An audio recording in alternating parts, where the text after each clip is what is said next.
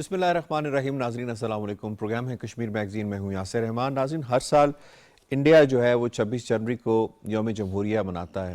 یوم جمہوریہ اس کا وہ دن ہے جس دن انہوں نے اپنے کانسٹیٹیوشن جو ہے وہ نافذ کیا تھا 1950 کے اندر، اور اس کے بعد سے یہ دن مناتے آ رہے ہیں. لیکن یہ جو یوم جمہوریہ منایا جاتا ہے انڈیا کی جانب سے، اس کی جو قلعی ہے وہ اگر ہم صحیح طور پہ دیکھیں تو خود آر ایس ایس بیکڈ حکومت پی جی پی نے اس آئین کی، اس جمہوریت کی قلعی کھول دی ہے. انہوں نے وہ قوانین متعارف کروائے ہیں، وہ قوانین اس آئین کے تحت، اس آئین کی اندر ترمیم اور تبدیلیاں کی گئی ہیں. خود آر ایس ایس کے منشور کے اندر جو انہوں نے بی جے پی کے تھرو دیا کہ ہم نیا کانسٹیٹیوشن اور نیا آئین لے کر آئیں گے، وہ لایا گیا ہے. لیکن یہ تو انڈیا کا انٹرنل معاملہ ہے، لیکن اگر ہم اس کو دیکھیں تو اس کے جو اثرات ہیں وہ ہمیں مقبوضہ کشمیر کے اندر بھی نظر آ رہے ہیں. جیسے ہی 26 جنوری کی پریڈ یا 26 جنوری کے دن کے حوالے سے نوٹیفیکیشنز ہوتے ہیں، اس کے فوراً بعد ہم دیکھتے ہیں مقبوضہ کشمیر کے اندر زندگی اجیرن بن جاتی ہے. ہر طرف ہمیں بنکرز نظر آتے ہیں، ہر طرف فوجیوں کی تعداد بڑھتی ہوئی نظر آتی ہے، ہر طرف ہمیں جو ہے وہ سنیپ چیکنگ ہوتی نظر آتی ہے. چادر اور چار دیواری کی تقدس کو اس 26 جنوری کے نام سے انڈیا مقبوضہ کشمیر کے اندر پامال کرتا ہوا ہمیں نظر آتا ہے. اس مرتبہ بھی یہی کچھ ہوا، کچھ مختلف نہیں ہوا، اور اس کے ریئیکشن اور رسپانس کے اندر دنیا بھر کے جو مقیم کشمیری ہیں، جو ڈائسپورا جس کو کہا جاتا ہے، بالخصوص اگر ہم بات کر لیں وہ کشمیری یورپ میں بستے ہیں، وہ کشمیری جو امریکہ، نارتھ امریکہ کے اندر بستے ہیں، انہوں نے اس دن کو یوم سیاہ کے طور پہ منایا. اور خاص طور پہ سری نگر کا وہ کشمیری، لال چوک کا وہ کشمیری جس کے بھائی بہن کو جو ہے وہ شہید کیا گیا ہے، جس کے بچوں کو یتیم کیا گیا ہے، انہوں نے خاص طور پہ اس دن ہڑتال کی، بھرپور طریقے سے ہڑتال کی. اور آزاد کشمیر کا جو کشمیری ہے اس نے بھی بھرپور طریقے سے ہڑتال کی. ہڑتال کیوں کی گئی؟ اس ہڑتال کے ذریعے اس کشمیری نے یہ پیغام دیا ہندوستان کی فوج کو، ہندوستان کی فاشسٹ حکومت کو، کہ آپ کچھ بھی کر لیں، چاہے اس آزادی کے لیے ہمیں اپنی جانیں دینی پڑیں، ہمیں عصمتیں لوٹانی پڑیں، ہمارے بچوں کو یتیم ہونا پڑے، ہماری جو معیشت ہے مزید بے حال ہو جائے، بدحال ہو جائے، ہم نہیں رکیں گے. ہم ہر اس دن کو یہاں پر نہیں منائیں گے جس دن کا تعلق ہمارے ساتھ نہیں ہے. بے شک یہ سنگینوں کے سائے کے تلے ایک فورس قسم کی تقریب کرتے رہیں، لیکن ہم اسے نہیں منانے دیں گے. آج کشمیریوں نے خاص طور پہ یوم جمہوریہ کے اوپر 26 جنوری کو کشمیریوں نے یہ ہڑتال کر کے، یہ یوم سیاہ منا کر یہ واضح طور پہ پیغام دیا ہے. اور پیغامات اور بھی ہیں، اس پر ذرا بات کر لیں گے آج کے پہلے موضوع میں. سب سے پہلے تعارف کروا دیتے ہیں. جوائن کیا اسٹوڈیوز میں عبدالحمید لون صاحب نے، سینئر کشمیری رہنما ہیں، اور ہمارا ساتھ دے رہی ہیں اسکائپ کے ذریعے ڈاکٹر گل عائشہ بھٹی صاحبہ. سید عارف بہار صاحب سینئر جرنلسٹ ہیں. آپ تینوں مہمانوں کو خوش آمدید کہتے ہیں. اس سے پہلے سوالوں کا آغاز کیا جائے، آپ کو رپورٹ دکھاتے ہیں. 26 جنوری کو بھارت کا نام نہاد یوم جمہوریہ منایا جاتا ہے. ہمیشہ کی طرح کشمیریوں اور بھارتی اقلیتوں نے اس دن کو یوم سیاہ کے طور پر منایا ہے، کیونکہ یہ دن ایک بار پھر مظلوم کشمیریوں کے لیے مزید مصائب لے کر آیا ہے. نام نہاد حفاظتی اقدامات اور چیکنگ کے نام پر قابض بھارتی فوج نے کشمیریوں کی زندگی اجیرن کر دی ہے. ناکوں پر گاڑیوں، مسافروں اور پیدل چلنے والوں کی سخت تلاشی شروع کر دی گئی ہے. ستم ظریفی تو یہ ہے کہ مقبوضہ وادی کے سرکاری ملازمین اور اسکولوں کو جبرن یوم جمہوریہ کی تقریبات میں شرکت کا حکم دیا گیا ہے. یوں تو کشمیری دہائیوں سے بھارتی سرکار کی استبدادیت سہ رہے ہیں، مگر 5 اگست 2019 کے بعد سے تو مقبوضہ وادی عملاً جیل میں تبدیل ہو کر رہ گئی ہے. کشمیریوں کی نسل کشی کی جا رہی ہے، ان کا معاشی قتل عام کیا جا رہا ہے. 26 جنوری کو کشمیریوں کے یوم سیاہ منانے کا مقصد بھارتی مظالم اور ہندوستانی سرکار کا مکروہ چہرہ دنیا کے سامنے بے نقاب کرنا ہے. خطے پر جنگ مسلط کرنے اور ظلم و جبر ڈھانے والے بھارت کے پاس بین الاقوامی سطح پر تسلیم شدہ متنازع علاقے میں اپنا یوم جمہوریہ منانے کا کوئی اخلاقی جواز نہیں. کشمیری عوام سراپا سوال ہیں کہ آخر عالمی برادری کا ضمیر کب بیدار ہوگا. رپورٹ آپ نے ملاحظہ کی. عبدالحمید لون صاحب، آپ کو اس میں شامل کرتا ہوں. یہ فرمائے گا، یوم جمہوریہ 26 جنوری، کشمیری اس کو کیا کوئی امپورٹنس دیتے ہیں؟ دیکھیں، سب سے پہلے بھارت کو ہم جمہوری ملک قرار نہیں دے سکتے ہیں، چونکہ جو جمہوری اقدار ہے اس کی پامالی کی گئی ہے. جو जमहूरी पासदारी है, उससे कश्मीरियों को दूर रखा गया है। आज जहां हम इस दिन को यौम सियाह के तौर पे मना रहे हैं, दरअसल हिंदुस्तान ने उस आइन की खिलाफ वर्जी की जो बैन अवी आइन है, और जहां आज वो अपने आइन की बात करता है, कश्मीर के अंदर आइनी तौर पे, जमहूरी तौर पे हक खुद इरादत हमारा बुनियादी हक है, उससे आज तक हमें महरूम रखा गया है। और हम किस सूरत में हिंदुस्तान को जमहूरी मुल्क कहें, और वो किसी जमहूरी मुल्क का हकदार नहीं है।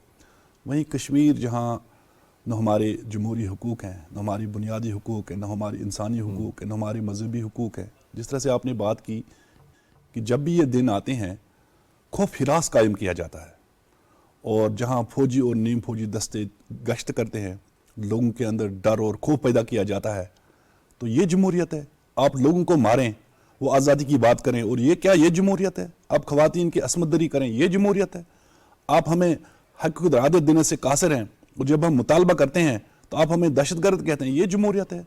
तो लिहाजा ये जमहूरियत का जो लिबादा आपने ओढ़ लिया है, इसमें कोई हकीकत नहीं है, ये झूठ का पलंदा है। भारत की रियासत एक ऐसी रियासत है जिसको बदमाश रियासत कहा जाता है। आप हिंदुस्तान के अंदर देखें, वहाँ अक़लियतों के साथ क्या हो रहा है या अपोजिशन के साथ क्या हो रहा है। आप अपने मुखालिफ की बात को पसंद नहीं करते हैं। ये उसको बताइए, जमहूरी चलें, वो हुकूक तो से आपने आपने बात महरूम कर ली। रखा। कश्मीर में, मकबूजा कश्मीर में यौम जमहूरिया मनाने का क्या मकसद है? दरअसल ये दुनिया ताल्लुक को धोखा दिया जाता है, दुनिया को मिसलीड किया जाता है। अब कश्मीर एक ऐसा कॉन्फ्लिक्ट है जहां आए रोज लोगों को मारा जाता है, आए रोज वहां तशद्दुद होता है।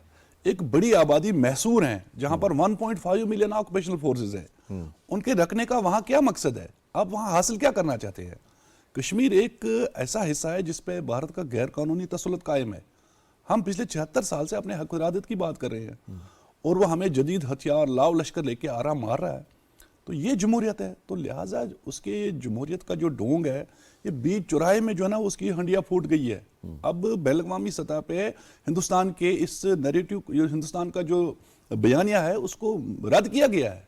कश्मीर एक इंडिजिनस मूवमेंट है, ये कॉन्फ्लिक्ट है, ये बैन अवी करारदादों के अंदर मसला मौजूद है। तो लिहाजा अब श्रीनगर आके आप इस तरह का माहौल पैदा करोगे, आप दुनिया को लाओगे, फिर कहोगे कि कश्मीर में सब कुछ अच्छा है। वहाँ सब कुछ अच्छा नहीं है। ठीक है। कश्मीर के मसले के हवाले से भारत अगर अपना मुस्बत किरदार अदा नहीं करता, अपना वो पॉजिटिव अप्रोच नहीं अपनाता, तो मैं समझता हूँ कि ये उसकी तबाही और बर्बादी का जो है ज़ामिन साबित हो सकता है। ठीक है, डॉक्टर गुल आयशा भट्टी साहबा, इसमें आपको शामिल करूंगा। ये फरमाइएगा कि संगीनों के साए तले कोई अगर यौम जमहूरिया मनाता है किसी मकबूजा इलाके के अंदर, तो उसको मैं और आप या एक आम जहन रखने वाला शख्स उसे किस तरह लेगा?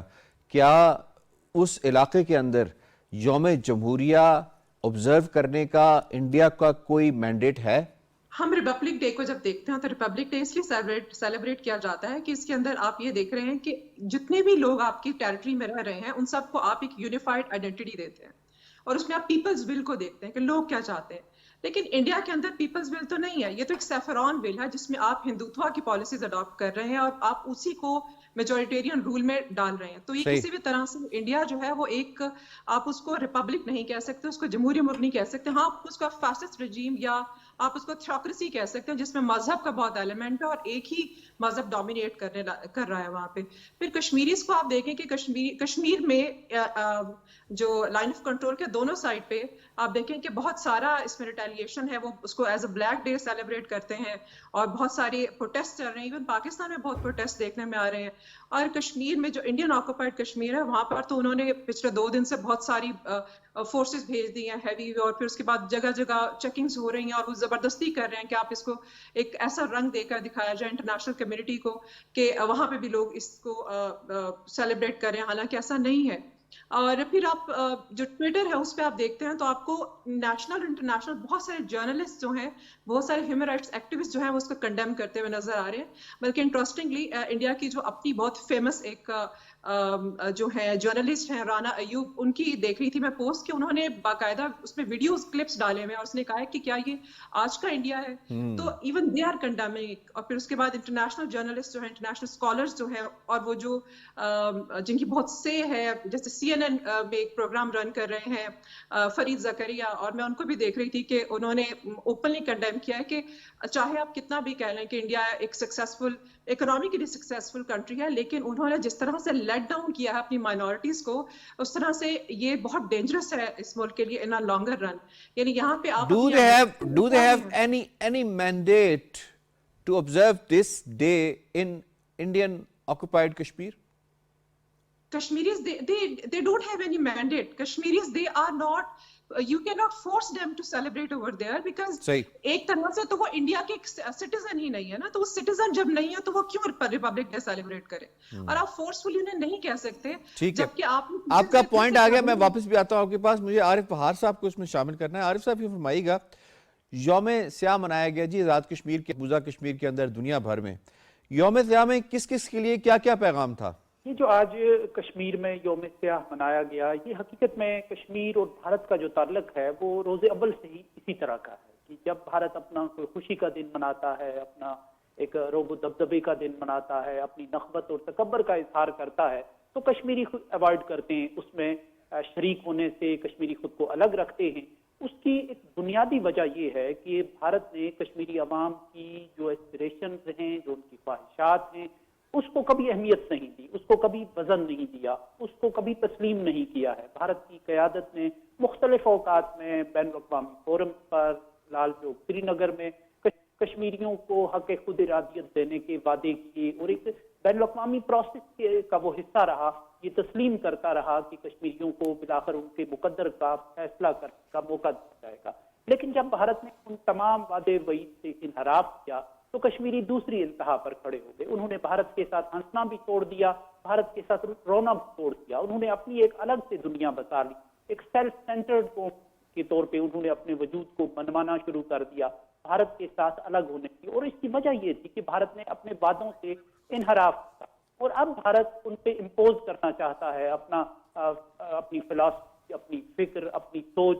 اور یہ ہر تاریخ کے ہر دور میں کشمیر کے لوگوں نے بھارت کے تو سر 26 جنوری کو یوم سیاہ منا کے پیغام کیا گیا ہے انٹرنیشنل کمیونٹی کو, انڈیا کو, جو کشمیری ڈائسپورا ہے اس نے کیا کیا پیغام دیے ہیں اس ویسٹرن ورلڈ کو؟ جی بالکل, میں یہ سمجھتا ہوں کہ بین الاقوامی دنیا کو شاید کسی حد تک اندازہ ہو گیا ہے کہ بھارت بالکل ایک الگ سے طاقت کے طور پر ایمرج کر رہا ہے, کہ جو اس کے قائدین نے یا بانیان نے جو اس کا ایک دستوری ڈھانچہ کھڑا کیا تھا, اس دستور کی تو اب چتا بھی باقی نہیں رہی. اس کی راکھ بھی جو ہے 5 اگست 2019 کو گنگا میں بہا دی گئی ہے. تو آج اس پروگرام کے لیے بھارت کی حکومت نے صدر بائیڈن کو مدعو کیا تھا, لیکن انہوں نے بھی اوائڈ کیا ہے اس میں آنے سے. فرینچ پریزیڈنٹ جو ہے اس نے شرکت کی ہے, کیونکہ پھر وہ رافیل کی ڈیل بھی تو ہونی ہے. جی ہو گئی ہے. تو ایسے لگ رہا ہے کہ بین الاقوامی سطح پر ایک ریئلائزیشن کا عمل شروع ہوگا, وہ آگے ہم اس پہ بات کریں گے. لیکن یہ ہے کہ کشمیر کے عوام نے ہر موقع پر اپنی ایک رائے کا اظہار کیا ہے, دل کا اظہار کیا ہے کہ وہ بھارت کے ساتھ نہیں ہیں. ان کا ایک نامکمل ایجنڈا ہے, وہ اقوام متحدہ میں موجود ہے, اور جسے بھارت کی قیادت. اچھا, ایک شارٹ سا کامنٹ اس سوال پہ بھی کر دیجئے گا کہ اگر یہ نیا کشمیر ہے اور کشمیر میں سب اچھا ہے 5 اگست کے بعد سے, جیسا کہ یہ کلیم کرتے ہیں, تو پھر اعلانیہ کرفیو کیوں ہوا؟ جی بالکل, یہ بھارت کا پرانا وتیرہ ہے کہ وہ کشمیریوں سے خوف زدہ ہوتا ہے, ان کی آزادانہ رائے سے خوف زدہ ہوتا ہے, ان کے اظہار ذات سے وہ خوف زدہ ہوتا ہے. اور وہ ظاہر ہے ایک جابر طاقت ہے, اس نے لوگوں کو دبایا ہے, ان کی خواہشات کے برعکس لوگوں کو دبا کے رکھا ہے. تو ایسے مواقع پہ پھر وہ خوف کا شکار ہوتا ہے, ایک اندرونی خوف کا شکار ہوتا ہے. اور آپ کہہ رہے ہیں کہ کچھ بھی اچھا نہیں ہے, جس کی غماز ہے جو فوج کشی مزید فوج کو بڑھایا جاتا ہے. ٹھیک ہے, عارف بہار صاحب پوائنٹ آ گیا, ساتھ رہیے گا. دوسرے موضوع کو ہم نے شامل کرنا ہے, بڑا امپورٹنٹ موضوع ہے جناب. جو دہشت گردی کے واقعات ہوئے یا ہو رہے ہیں, پاکستان بارہا انٹرنیشنل کمیونٹی کو ڈوسیئر کی صورت میں اور باقی جو چینل آف کمیونیکیشن ہوتے ہیں اس کے ذریعے بھی انفارم کرتا رہا ہے کہ ان میں ہندوستان کا ہاتھ ملوث ہے. چاہے انڈین ایکٹیو ایجنٹ جو ہے کلبھوشن یادو جو پاکستان کی سرزمین سے پکڑا گیا، چاہے اس کے بعد ہونے والے واقعات اور ریسنٹ پاسٹ کے اندر جو کچھ یہاں پہ ہلاکتیں ہوئی ہیں، جو لوگوں کو قتل کیا گیا ہے آزاد کشمیر کے اندر، لاہور میں اور مختلف علاقوں کے اندر، اس کے حوالے سے جو شواہد سامنے آئے ہیں، وہ سیکرٹری خارجہ سائرس سجاد قاضی صاحب نے ایک پریس کانفرنس کی جمعرات کو، اور انہوں نے ڈیٹیل بتائی ان تمام چیزوں کی جس کے تانے بانے جا کر انڈیا سے ملتے ہیں۔ انڈین را کے ایجنٹس جو ہیں اس کے اندر ملوث ہیں، اور اجرتی قاتل کو اس میں انوالو کیا گیا، انہیں پیسے دیے گئے، ان ٹرانزیکشنز کا جو فائنینشیل ٹرانزیکشنز تھیں ان کے ثبوت پاکستان کے پاس ہیں۔ ان را کے ایجنٹس کے جن کے نام میں آپ کو بتاتا چلوں، یوگیش کمار ہے اور اشوک کمار ہے، یہ دو ایجنٹس جن کی جو ایکٹیولی کام کر رہے تھے ان اسیسینیشنز کے اندر جو پاکستان میں ہوئی۔ اس سے پہلے ہم ہردیپ سنگھ نجر کے حوالے سے بات کریں تو کینیڈا کے اندر بھی وہ کینیڈین شہری تھا جسے قتل کیا گیا۔ اس کے بعد پھر جو ہے گرو پتونت سنگھ پنو جو امریکہ میں سکھ فار جسٹس کا بانی ہے، اس کے اوپر بھی ایک اسیسینیشن اٹیمپٹ کیا گیا۔ فائیو آئیز نے یہ کریڈیبل انفارمیشن جو ہے وہ انڈیا کو دی، لیکن انڈیا کے کانوں تک جوں نہیں رینگ رہی، اور یہ بہت بڑا سوال انٹرنیشنل کمیونٹی کے لیے بھی بنتا جا رہا ہے۔ پاکستان ایک مرتبہ پھر یہ انفارمیشن سرفیس پر لے کر آیا، کیا اس کے اوپر کوئی ایکشن ہوگا؟ اس پر بات کریں گے۔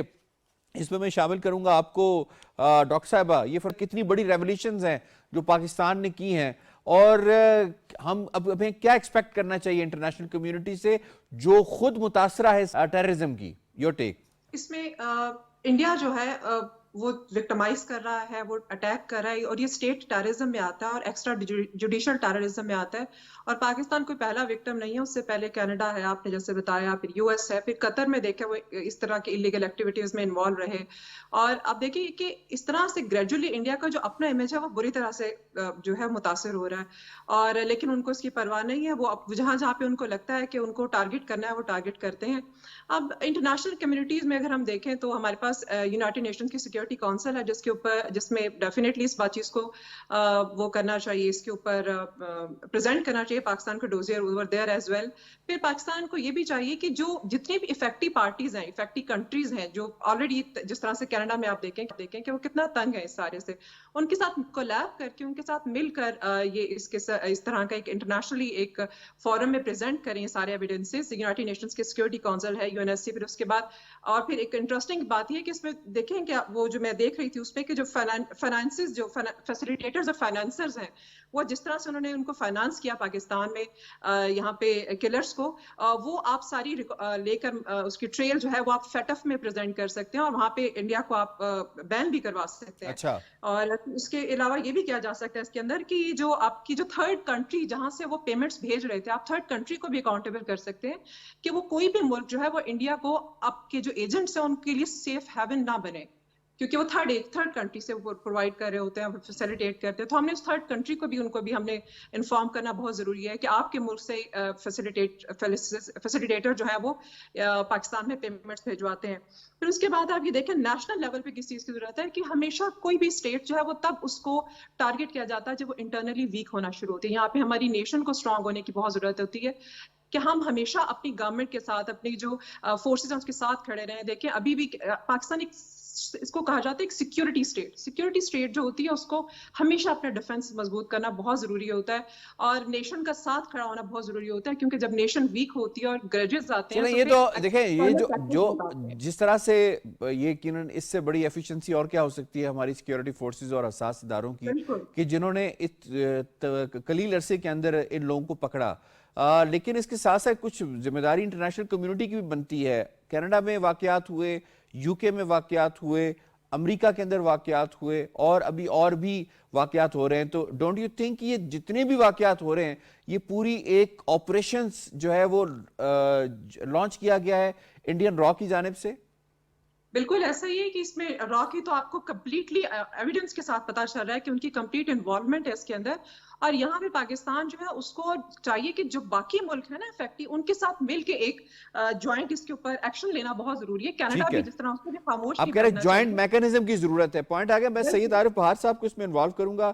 سید عارف بہار صاحب یہ فرمائے گا کہ جو پاکستان نے دوبارہ سے ایک انفارمیشن دی، کریڈیبل انفارمیشن فائنینشیل ٹرانزیکشنز کے ساتھ، پاسپورٹ ڈیٹیلز کے ساتھ دی، یہ کس حد تک اکاؤنٹیبل کرتا ہے انڈیا کو کہ اور دنیا کو، خاص طور پہ جو انٹرنیشنل کمیونٹی ہے، کہ وہ انڈیا سے اب حساب لیں، اب انڈیا کو چھوڑا نہیں جا سکتا ہے، صرف اکانومی اچھی ہے تو ان کو چھوڑ دیں؟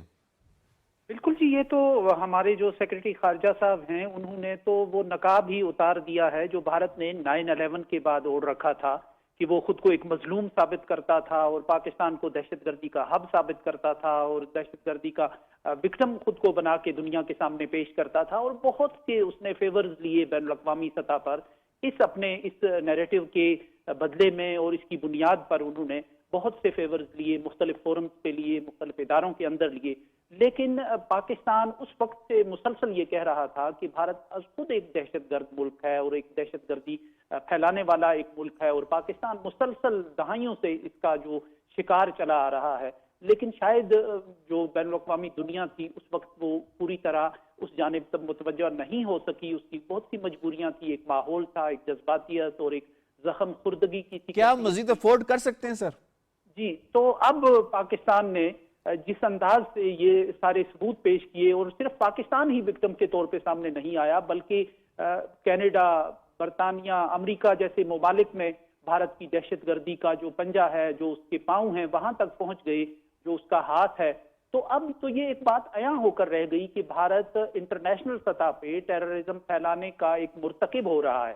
تو اب ان تمام لوگوں کو اپنی رائے پہ بھی نظر ثانی کرنی چاہیے، اور ان اداروں کو بھی حرکت میں آنا چاہیے کہ جو اس کے لیے ممالک کو اکاؤنٹیبل کرتے ہیں، اور انہیں پوچھنا چاہیے کہ بھارت جو ہے، جو کل تک ایک مظلوم خود بنا کے خود کو پیش کر رہا تھا، آج وہ ایک ظالم کی صورت میں سامنے آ رہا ہے، ایک بین الاقوامی طور پر ایک دہشت گردی کا چہرہ اس کا دنیا کے سامنے آ رہا ہے. اور پاکستان نے یہ ثبوت دنیا کے سامنے لا کر اب دنیا کے لیے ایک راہ عمل متعین کر دی ہے. اس حوالے سے کتنا ویلیڈیٹ کرتا ہے جی پاکستان کا جو سٹانس ہے کہ انڈیا کی جو اسٹیٹ ٹیررزم ہے وہ صرف مقبوضہ کشمیر نہیں بلکہ اب وہاں سے جو کانفیڈنس اس کو ملا لوگوں پہ ظلم و ستم کر کے، اب وہ دنیا کے دوسرے ممالک کی طرف جا رہا ہے. ایکسٹرا ٹیریٹوریل کلنگز اور دہشت گردی جو ہو رہی ہے، اسٹیٹ ٹیررزم جو ہو رہی ہے. دیکھیں، بھارت جو اسٹیٹ سپانسر ٹیررزم میں ملوث ہے، اس سے پہلے بھی پاکستان نے اس حوالے سے بات کی، دعویٰ کیا، اور آج وہ سچ ثابت ہوا، صحیح ثابت ہوا. اپنے مخالفین کو اجرتی قاتلوں کے ذریعے قتل کرنا اور دہشت پھیلانا یہ ہندوستان کا روز اول سے وتیرہ رہا ہے. ہم بھی کئی بار کہہ چکے ہیں کہ جو بھی یہ دہشت گردی ہو رہی ہے یا جو بھی کشمیریوں کا قتل عام ہوا ہے یا سکھوں کا، اس کے پیچھے را ملوث ہے. اور آج جہاں آپ دیکھیں کہ کینیڈا کے اندر اور شواہد کے ساتھ اس میں بھارت ملوث پایا گیا، امریکہ کے اندر، برطانیہ میں سکھوں کو خطرات لاحق ہیں، اور یہ پارلیمنٹ میں وہاں کے پارلیمان جو نمائندگان ہیں پارلیمنٹ کے اندر، انہوں نے سیکیورٹی کو خط لکھا کہ یہاں پر سکھ رہنماؤں کو اور دوسرے لوگوں کو بھارت سے خطرہ ہے. تو وہیں جب ہم نے ان ثبوت کے ساتھ، ان ایویڈنسز کے ساتھ دہشت گردوں کو پکڑا جن کو دہلی سے ہینڈل کیا جاتا تھا، اب وقت آ گیا ہے کہ ہیگ کے ٹریبیونل میں ICJ کے اندر بھارت کو گھسیٹا جائے، اور کینیڈا کے ساتھ مل کے یہ ہمارے پاس گولڈن چانس ہے.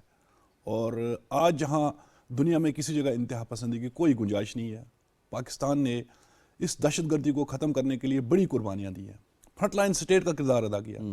اور جہاں دنیا میں بھارت واویلا کر رہا تھا میں دہشت گردی کا شکار ہوں، دراصل دہشت گردی کے پیچھے تو یہ ریاست ہے، اب اس کو کٹہرے میں لانا ہوگا. پوائنٹ آ گیا. میں صرف toward the very last end ایک پوائنٹ لے لوں گا ڈاکٹر گل عائشہ بھٹی صاحبہ سے. یہ فرمائے گا اگر یہاں پہ انڈیا کو نہیں روکا گیا تو پھر کیا کچھ ہو سکتا ہے؟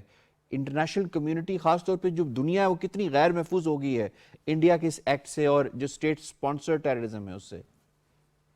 اس میں انڈیا جو ہے اس کی جو ہمیں نیچر نظر آ رہی ہے وہ بہت ایکسٹریمسٹ نیچر ہے، بہت ریجڈ ہے، بہت سٹبن ہے.